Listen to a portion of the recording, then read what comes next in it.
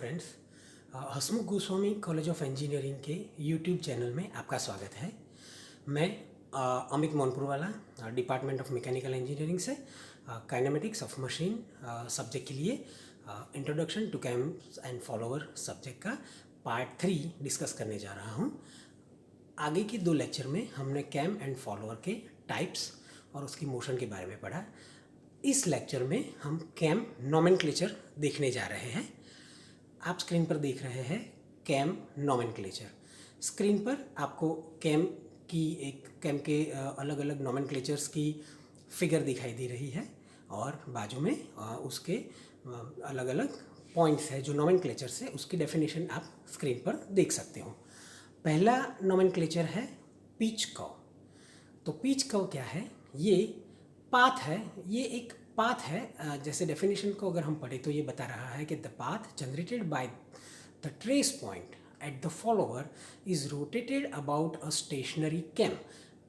इसका मतलब ये है कि अगर हम जो अपना कैम है, कैम के सेंटर पॉइंट को कंसिडर करें और वो सेंटर पॉइंट के रेफरेंस में फॉलोअर के ट्रेस पॉइंट से जनरेट हो रहे पाथ को अगर हम उस पर फोकस करें या उस पर ध्यान दें तो वो हो गया हमारा पिच कर्व। दूसरा है प्राइम सर्कल।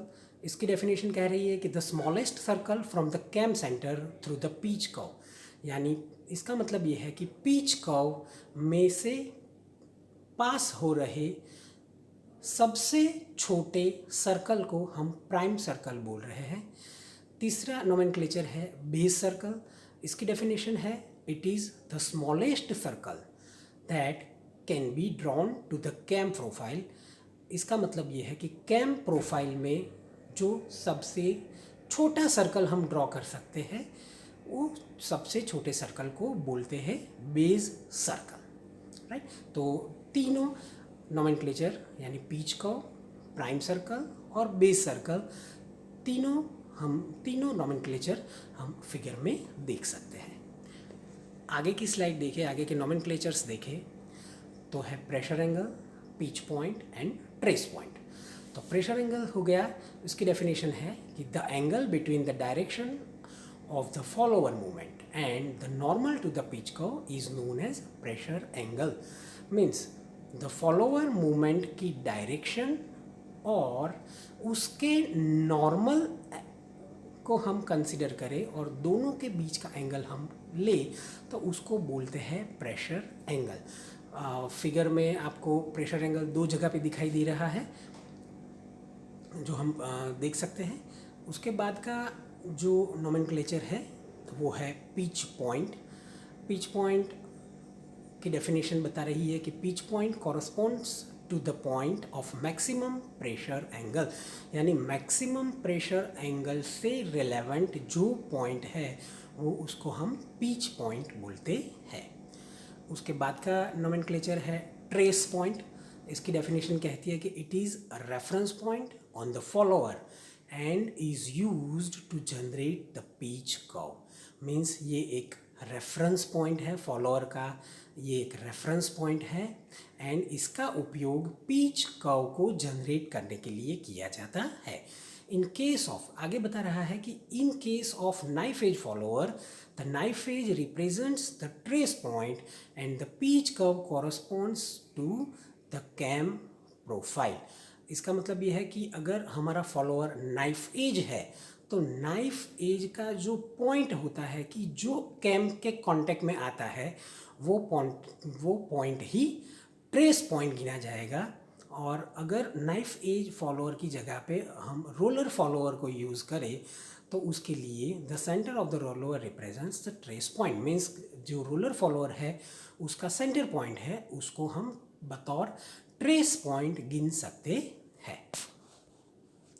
आगे की नोमेनक्लेचर्स है pitch circle and stroke. Pitch circle हो गया, a circle drawn from the cam center and passes through the pitch point is called pitch circles. इसका मतलब है कि ये फिगर में भी हम देख सकते हैं कि कई सारे डॉटेड लाइन से सर्कल बनाए गए हैं जो फॉलोअर की पोजीशन को रिप्रेजेंट करते हैं। तो फॉलोअर जो ये सारे जो सर्कल्स हैं वो सर्कल के सेंटर पॉइंट अगर हम गिने वो सब पीच पॉइंट हो गए, तो वो पीच पॉइंट में से पास होता जो सर्कल हमको मिलेगा तो वो सर्कल को हम कहते हैं पीच सर्कल। और आगे का नोमेनक्लेचर है स्ट्रोक। इसकी डेफिनेशन है कि द ग्रेटेस्ट डिस्टेंस और angle through which the follower moves और rotates is known as stroke. Means the highest displacement जो हमारा फॉलोअर का जो हमको मिलेगा वो लीनियर, अगर वो लीनियर है तो उसको हम स्ट्रोक कह सकते हैं। अगर हाईएस्ट एंगुलर डिस्प्लेसमेंट हमको फॉलोअर का मिलेगा, अगर फॉलोअर एंगुलर मूवमेंट करता है तो वो हाईएस्ट एंगुलर डिस्प्लेसमेंट को भी हम स्ट्रोक कहते हैं। तो ये हो गए हमारे नोमेनक्लेचर्स। तो यहाँ तक नोमेनक्लेचर्स की बात हो गई। आगे का जो सेक्शन है वो है motion of the follower. Motion follower के 4 तरह के मोशन होते हैं, जैसे कि uniform velocity, simple harmonic motion, uniform acceleration and retardation and cycloidal motion. इसका मतलब है कि फॉलोअर यूनिफॉर्म वेलोसिटी से मूव करता है, otherwise follower simple harmonic motion से भी मूव करता है, follower uniform acceleration and retardation से भी मूव करता है, अदरवाइज चौथा फॉलोअर साइक्लोइडल मोशन पे भी मूव करता है। तो ये 4 टाइप के फॉलोअर के मोशंस हैं। फिगर में हम देख सकते हैं कि अगर फॉलोअर का मोशन यूनिफॉर्म वेलोसिटी यानी कांस्टेंट वेलोसिटी है तो उसका पैटर्न हमको इस तरह से मिलेगा। जो 0 to 180 डिग्री में हमने फॉलोअर की मूवमेंट को विभाजित किया है, तो उसमें हम देख सकते हैं कि फॉलोअर का डिस्प्लेसमेंट ग्रेजुअली 0 to 180 डिग्री बढ़ता जाता है, मगर उसकी वेलोसिटी यूनिफॉर्म रहती है। डिस्प्लेसमेंट बढ़ता है मगर वेलोसिटी यूनिफॉर्म रहती है।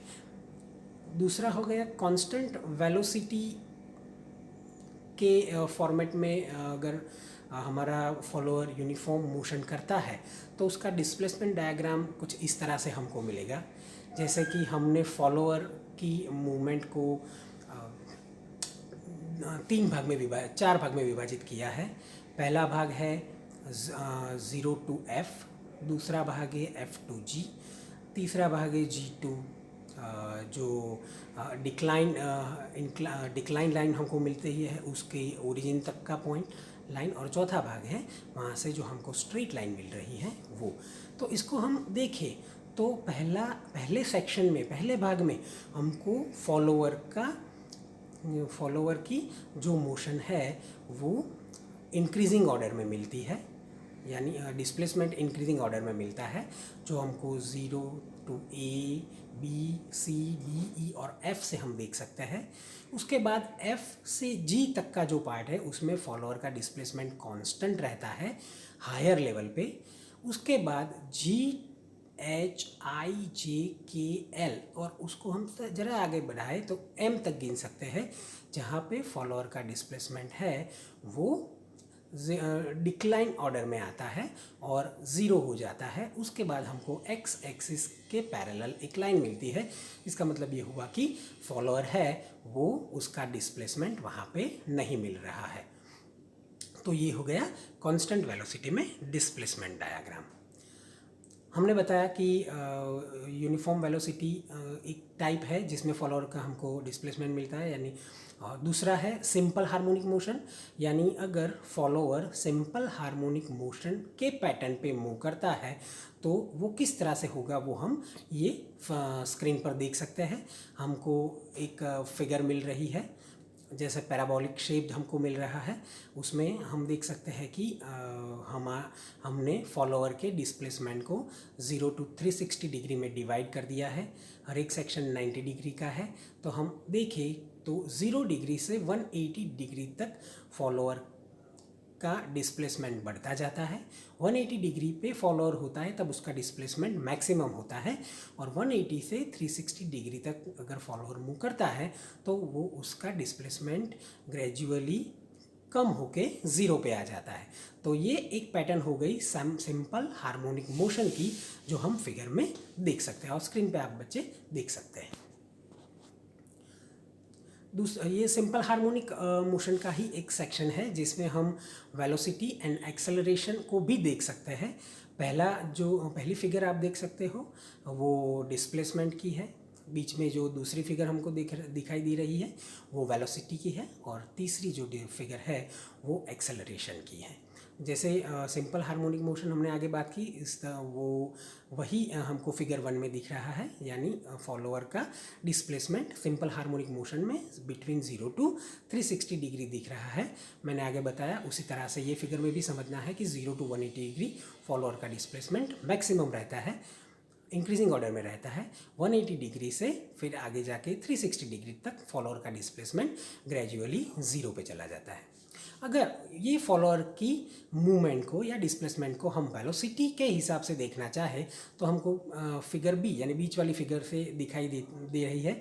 जैसे बीच वाली फिगर में हम देख सकते हैं कि फॉलोअर का डिस्प्लेसमेंट जो 0 to 180 डिग्री है वहाँ पर एक हमको पैराबोलिक शेप मिल रहा है जो बता रहा है कि 0 to 180 डिग्री में भी हमको वेलोसिटी में वेरिएशन मिल रहा है।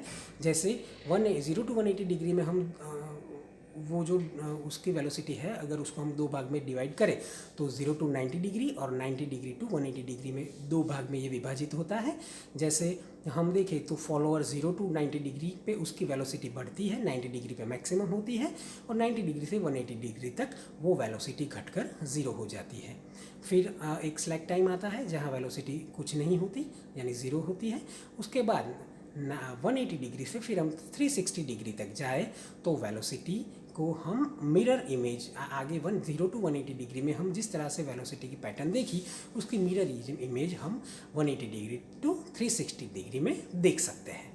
अगर एक्सेलरेशन की बात करें तो 0 to 180 डिग्री में हम साइनोसॉइडल यानी साइन वेव देख सकते हैं फॉलोअर की मूवमेंट का, यानी फॉलोअर 0 डिग्री पे डिस्प्लेसमेंट मैक्सिमम होता है, फिर 90 डिग्री पे मिनिमम 0, और फिर वहाँ से अगर हम 180 डिग्री तक जाए तो डिस्प्लेसमेंट हमको मिनिमम लेवल पे जाता हुआ दिखाई दे सकता है।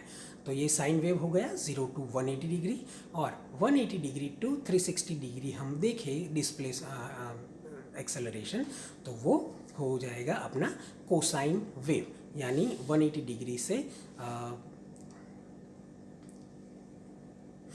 270 डिग्री तक एक्सेलरेशन बढ़ता है, वहाँ पर 270 डिग्री पर 0 होता है, और वहाँ से हम आगे जाए तो एक्सेलरेशन 270 to 360 डिग्री पे मैक्सिमम होता दिखाई दे रहा है। तो ये हो गया अपना सिंपल हार्मोनिक मोशन के लिए displacement, velocity and acceleration diagrams.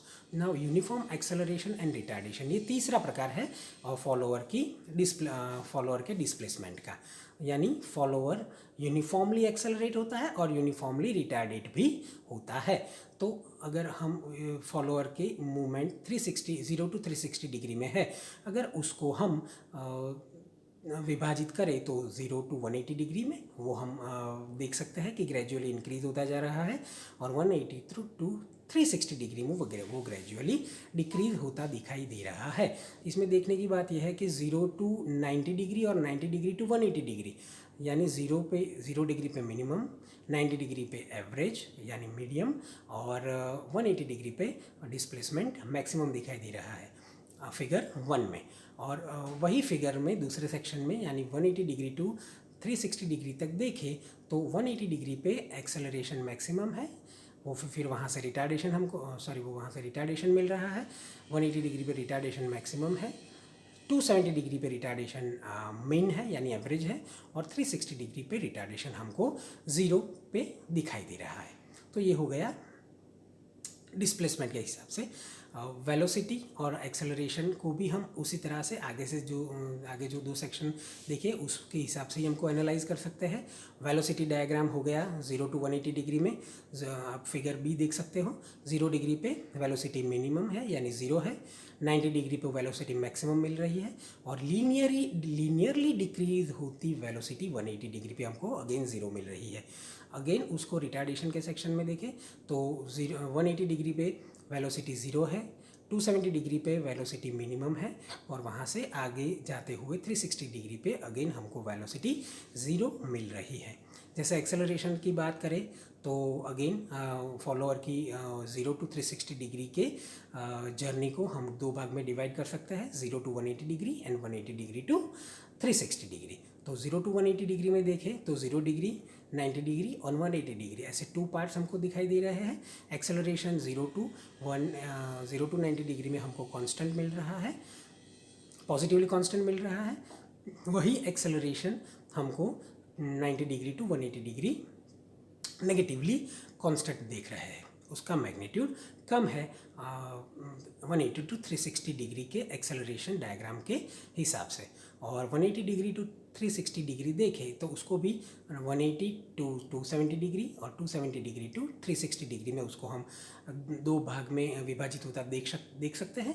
तो 180 डिग्री से 270 डिग्री तक डिस्प्लेसमेंट या सॉरी एक्सेलरेशन है वो कम होता दिखाई दे रहा है, कांस्टेंट है मगर नेगेटिव है। 270 डिग्री टू 360 डिग्री वो पॉजिटिव है मगर कांस्टेंट दिखाई दे रहा है। तो ये हो गया यूनिफॉर्म एक्सेलरेशन एंड रिटार्डेशन। चौथा प्रकार जो है फॉलोअर के मोशन का वो साइक्लोइडल मोशन है, वो हम देख सकते हैं। पहली फिगर है डिस्प्लेसमेंट की, दूसरी फिगर वेलोसिटी और तीसरी एक्सेलरेशन की देख सकते हैं। जो डिस्प्लेसमेंट की फिगर दिख रही है उसमें हमने फॉलोअर की 0 to 360 डिग्री के डिस्प्लेसमेंट को हमने डिवाइड किया है 6 अलग अलग भागों में। तो हम आज जैसे जैसे देखें कि 0 to 180 डिग्री हमको डिस्प्लेसमेंट ग्रेजुअली इंक्रीज होता दिखाई देगा। 180 डिग्री पे मीन है यानी कि एवरेज है, और जैसे 180 डिग्री टू 360 डिग्री हम जाते हैं तो डिस्प्लेसमेंट ग्रेजुअली मैक्सिमम होता दिखाई दे रहा है, जो 360 डिग्री पे मैक्सिमम है। अगर वेलोसिटी डायग्राम को देखें तो वो साइक्लोइडल उसका एक पैटर्न है जो 0 to 180 डिग्री ग्रेजुअली लीनियरली नहीं मगर एक्सपोनेंशियली मैक्सिमम होता दिखाई दे रहा है। 180 डिग्री पे वेलोसिटी मैक्सिमम है, वहाँ से हम 360 डिग्री पे जाए तो ये वेलोसिटी ग्रेजुअली 0 पे जाती हुई दिखाई दे रही है। एक्सेलरेशन को देखें साइक्लोइडल मोशन में तो 0 to 180 डिग्री में gradually increase 0 to 90 degree gradually acceleration increase होता दिखाई दे रहा है। 90 डिग्री टू 180 डिग्री ग्रेजुअली 0 पे एक्सेलरेशन आता दिखाई दे रहा है।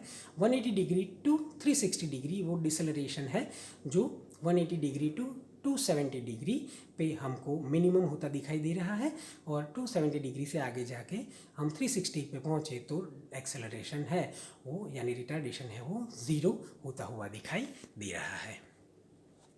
आगे हम देखते हैं कैम प्रोफाइल। अगर हम कैम को ड्रॉ करें तो उसकी प्रोफाइल कुछ इस तरह से होगी।